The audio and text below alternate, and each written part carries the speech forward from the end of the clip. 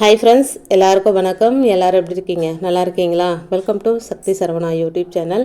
இன்றைக்கி வீடியோவில் ஆன்மீக தகவலில் நிறைய பேர் நம்ம இப்போ கஷ்டப்படுற ஒரு விஷயம் என்னென்னா கடன் பிரச்சனைங்க.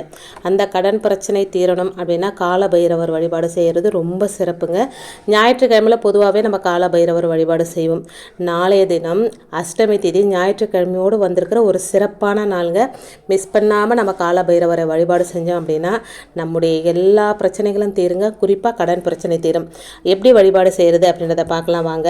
பொதுவாகவே ஞாயிற்றுக்கிழமை மாலை நேரத்தில் பைரவர் வழிபாடு செய்கிறது ரொம்ப ரொம்ப சிறப்பு வாய்ந்ததாக சொல்லப்படுதுங்க. நாளைய தினம் அதாவது 3/3/2024 ஞாயிற்றுக்கிழமையோடு சேர்ந்து தேய்பிறை அஷ்டமி தேதியும் வந்திருக்குங்க. ஆகவே இந்த நாள் மிக மிக சிறப்பு வாய்ந்த நாளுங்க. எதிரி தொல்லை விலக, குறிப்பாக கடன் தொல்லை நீங்க, கண் திருஷ்டியிலிருந்து விடுபட நாளை தினம் எல்லாரும் பைரவர் கோயிலுக்கு போயிட்டு அவரை வழிபாடு செய்யணுங்க. நாளைக்கு ஞாயிற்றுக்கிழமை மாலை 4:30 மணியிலிருந்து 6 மணி வரை ராகு கால நேரம். இந்த நேரத்தில் பைரவருக்கு நிச்சயமாக எல்லா சிவன் கோயிலும் விசேஷ பூஜைகள் நடக்கும். தவறாமல் அங்கே போயிட்டு கலந்துக்கிட்டு உங்கள் வழிபாட்டை நீங்கள் செய்யலாங்க.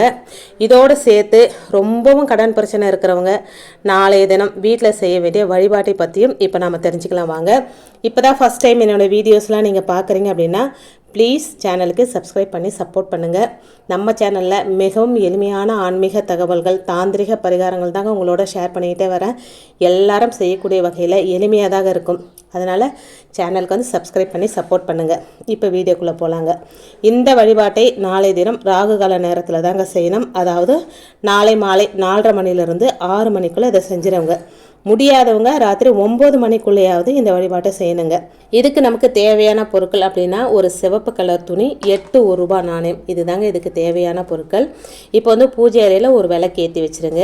ஏற்றி வச்சுட்டு பைரவரை மனசார பிரார்த்தனை செஞ்சுக்கோங்க.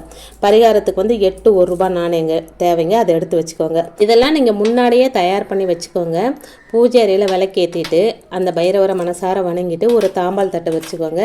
அந்த தாம்பால் தட்டு மேலே இந்த துணி நீங்கள் பழச பரிகாரத்துக்கு யூஸ் பண்ண துணியாக இருந்தாலும் பரவாயில்லைங்க. அது முன்னாலே நல்லா தண்ணியில் அலசி காய வச்சு எடுத்து வச்சுக்கோங்க.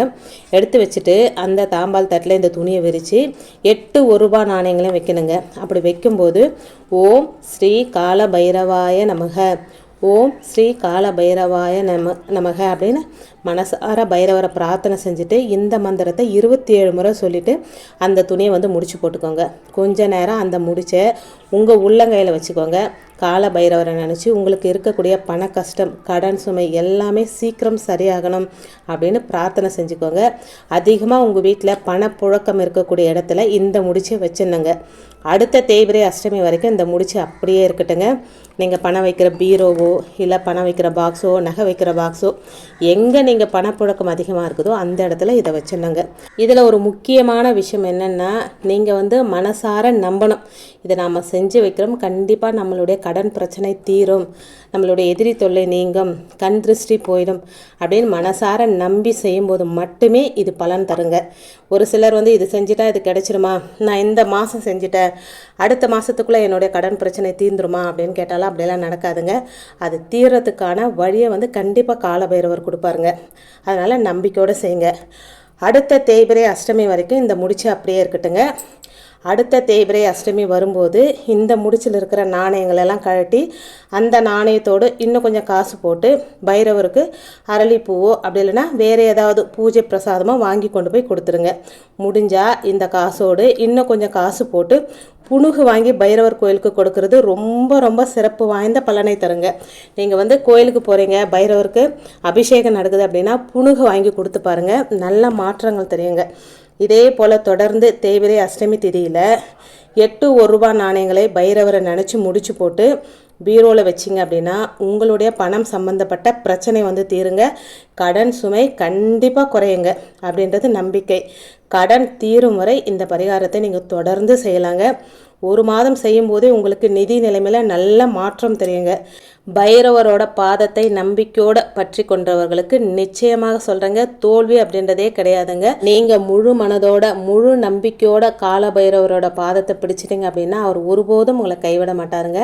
ஒரு மாதம் செஞ்சுட்டு அடுத்த மாதத்துக்குள்ளே கடன் தீரும் அப்படின்னு நினைக்காதீங்க. தொடர்ந்து செஞ்சுக்கிட்டே வாங்க. எளிமையான பரிகாரம் தான். இதை செய்யும் போதே உங்களுக்கு நல்ல மாற்றங்கள் 1-2 மாதத்துக்குள்ளே நல்ல மாற்றங்கள் தெரியுங்க. தொடர்ந்து செய்யுங்க. இன்றைக்கி வீடியோவில் நான் சொன்ன விஷயங்கள் உங்களுக்கு பிடிச்சிருந்தது அப்படின்னா ப்ளீஸ் சேனலுக்கு சப்ஸ்கிரைப் பண்ணி சப்போர்ட் பண்ணுங்கள். இந்த வீடியோ உங்கள் ஃப்ரெண்ட்ஸ் அண்ட் ஃபேமிலிக்கும் ஷேர் பண்ணிவிடுங்க. இன்னொரு எளிமையான ஆன்மீக தகவலோடு உங்களை சந்திக்கிறேன். அது வரைக்கும் நன்றியும் வணக்கமும். Take care and bye friends.